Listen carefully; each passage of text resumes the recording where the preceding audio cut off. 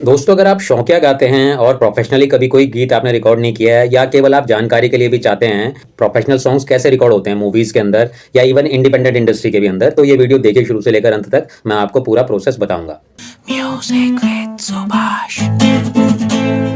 नमस्कार दोस्तों, मैं सुभाष चंद्र आर्य आपका स्वागत करता हूं मेरे YouTube channel music with Subhash में।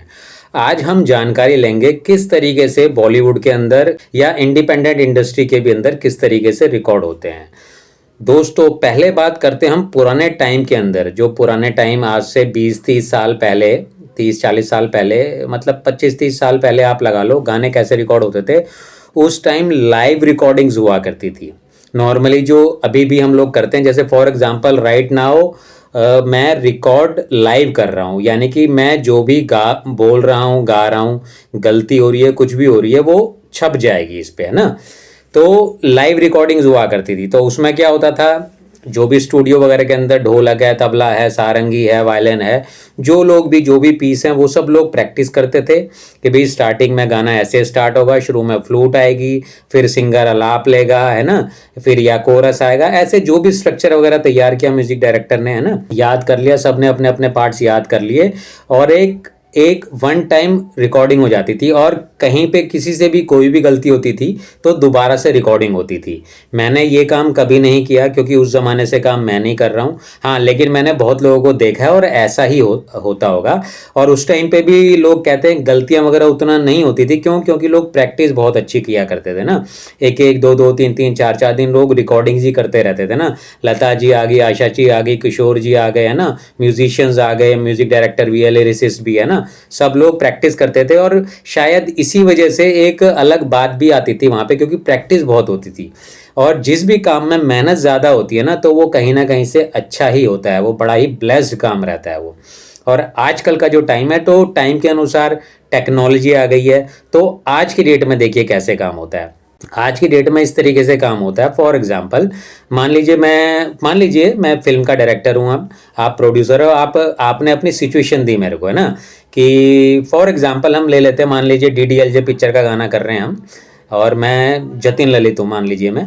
तो शायद ये डीडीएलजे यशराज की है, यशराज फिल्म्स की है ना। तो आप मेरे प्रोड्यूसर आए हुए हैं, तो मेरे साथ कह रहे हैं भाई, फिलहाल हम एक गाना एग्जांपल लेते हैं कि उन्होंने बोला भाई हीरो है हमारा, ऐसे सरसों के खेत में है ना, लड़की को देख के, और वहाँ पे दोनों के बीच में एक मुलाकात हो रही है और लड़का इजहार कर रहा है, हीरो है जो हमारा शाहरुख खान है, काजोल के साथ इजहार कर रहा है। तो इस सिचुएशन में हमें गाना चाहिए, तो ये म्यूज़िक डायरेक्टर को सिचुएशन मिल जाती है। तो म्यूजिक डायरेक्टर कहता है चलो ठीक है भाई। तो अब इस सिचुएशन पे वो लिरिसिस्ट को बोलता है। अब फॉर एग्जांपल, मुझे मालूम नहीं इस गाने का लिरिक्स किसने लिया, फॉर एग्जांपल हम जावेद अख्तर साहब जी को ले लेते हैं ना। तो जावेद अख्तर साहब जी को हमने बोल दिया सर आप ये गाना लिखना है आपने, और जो भी उनका हिसाब किताब रहता है, आपस में बात हो जाती है प्रोड्यूसर से, भाई ये गाना हमारा लिखेंगे।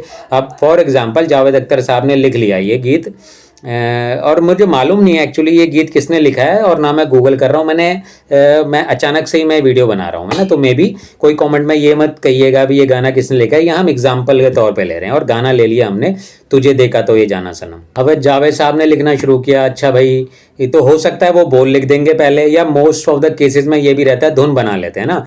मान लीजिए जतिन पंडित जी ने, ये जतिन ललित जी का म्यूजिक था इसमें, तो उन्होंने बना दिया दा रा रा रा रा रा रा रा रा रा, है ना, दा रा रा रा रा रा रा रा रा रा, ना ना ना ना ना ना ना ना ना ना ना ना ना ना ना ना ना ना, है ना।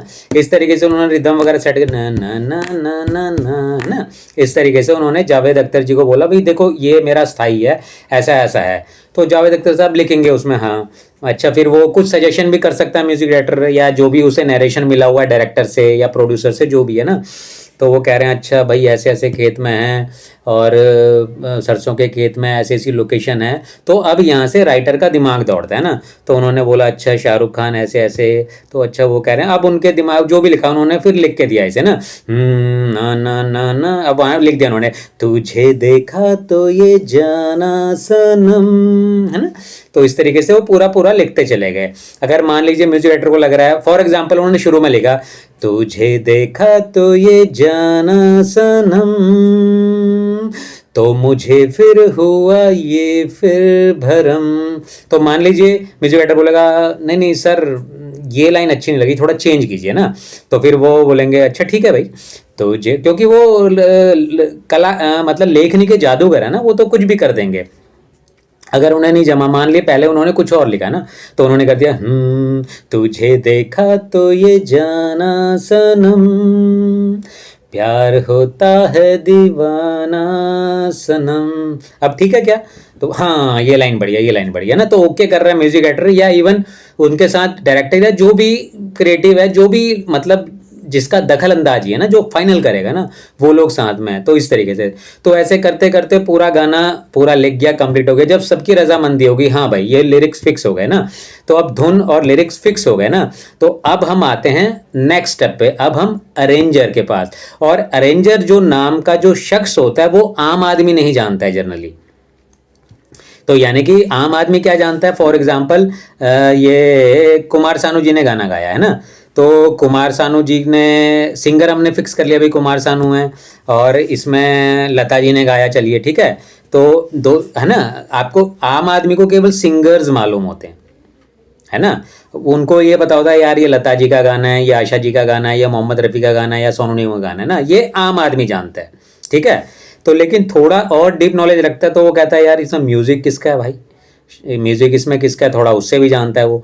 थोड़ा और दखलंदाजी रखता है म्यूजिक में तो कहता है भाई लिखा किसने हुआ है ये, है ना। जो थोड़ी और डीप नॉलेज रखता है, जो अच्छा प्रशंसक है संगीत में और अच्छे से घुसा हुआ है, तो ये है ना।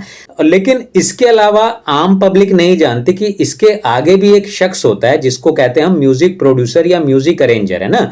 तो जतिन ललित जी हो सकता है इन्होंने खुद से भी प्रोडक्शन कर सकते हैं वो, लेकिन मोस्ट ऑफ द केसेस में ऐसा होता है ना, देखो वो हर स्पेशलाइज होता है, तो उनका स्पेशलाइजेशन है भाई धुन बनाने में, तो धुन बना ली। तो मोस्ट मतलब 90%, 90 क्या 100%, 99% केसेस में मान लीजिए अरेंजर एक अलग होता है जिसके पास जाते हैं म्यूजिक डायरेक्टर, भाई ये गाना है, ऐसे ऐसे है भाई, हमें इसमें ढोलक तबला चाहिए और थोड़ा इंडियन फ्लेवर का म्यूजिक चाहिए, इंडियन इंस्ट्रूमेंट्स वगैरह चाहिए, ये धुन है भाई हमारी। तो वो फिर अरेंजर समझता है उसे ना। तो अरेंजर अब अरेंजमेंट करना शुरू करता है उसके अंदर। जैसे अब अरेंजर को जो भी म्यूजिक डायरेक्टर ने गाइड किया, अब वो शुरू में कर रहा है, अब स्टार्टिंग गाने कैसे है, टंग टंग टन टंग टंग, है ना।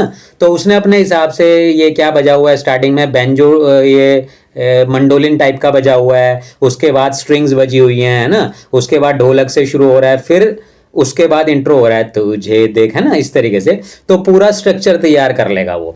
फिर उसके बाद म्यूजिक डायरेक्टर को सुनाएगा, सर ये देखिए मैंने गाना किया। अब म्यूजिक डायरेक्टर उसमें बोलेगा यार ये आपने वायलिन लगाया ना, वायलिन मजेदार नहीं आ रहा, आप इसे करो संतूर कर दो, या ये पीस मुझे पसंद नहीं आया यार, आप नया बनाओ, है ना।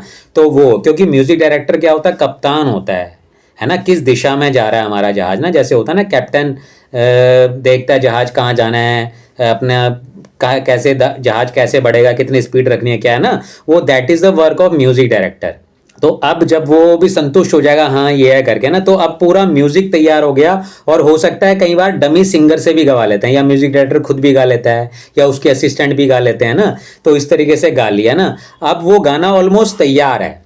तो आज की डेट में क्या होता है, मोस्टली क्या फिर सिंगर्स को भेज दिया जाता है। जैसे कुमार सानू जी को भेज देंगे, सर ये गाना है आपने गाना है, तो कुमार सानू डमी सुन लेंगे उनको एक बार, हाँ ध्यान कर लेंगे ना।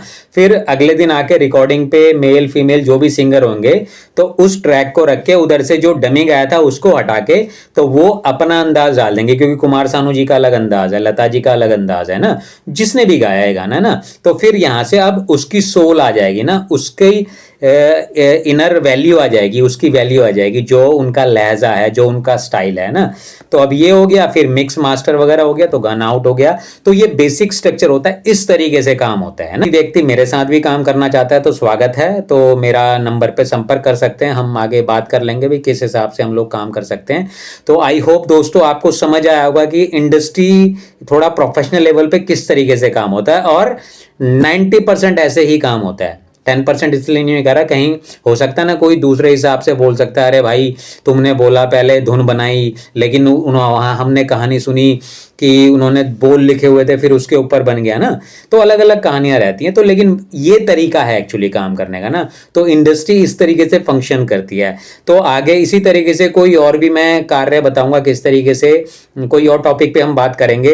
तो फिनिश यहीं करूंगा दोस्तों आज के वीडियो को। आई होप ये पसंद आया हो। अगर पसंद आया तो शेयर कीजिएगा, जो भी म्यूजिकल माइंडेड हैं आपका दोस्त वगैरह जो आज से पहले ये बात नहीं जानता था, तो आप शेयर कर सकते हैं इस वीडियो को। मिलते हैं अगले किसी वीडियो में दोस्तों, तब तक के लिए जय श्री राम, जय हिंद। Music with Subhash.